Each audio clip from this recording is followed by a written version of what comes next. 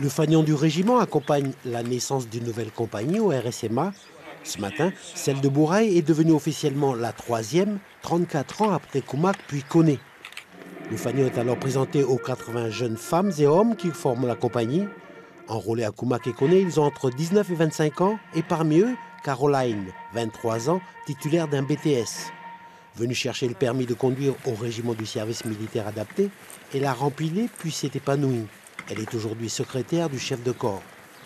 Je suis fière en fait de montrer l'exemple pour mes frères et sœurs qui sont encore à la tribu, tout ça. Comme ça, après, ça leur permet aussi d'avoir un exemple et de suivre cet exemple pour arriver à s'en sortir.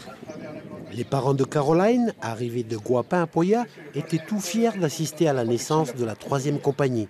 Il y a un plus pour compléter son expérience.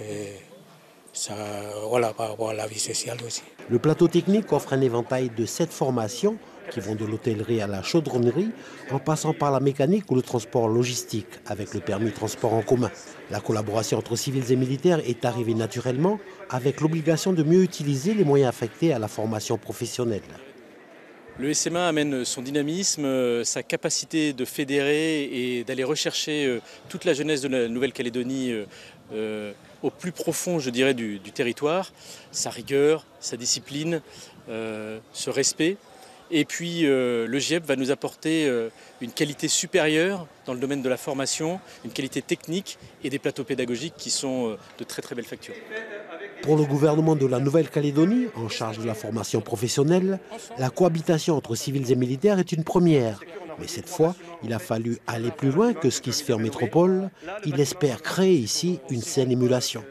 La journée, les stagiaires, ils seront ensemble pour partager leur formation.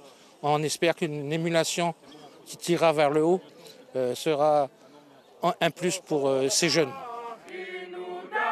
630 millions de francs seront injectés par le RSMA pour renforcer et moderniser le site sur un montant total estimé à 1,8 milliard.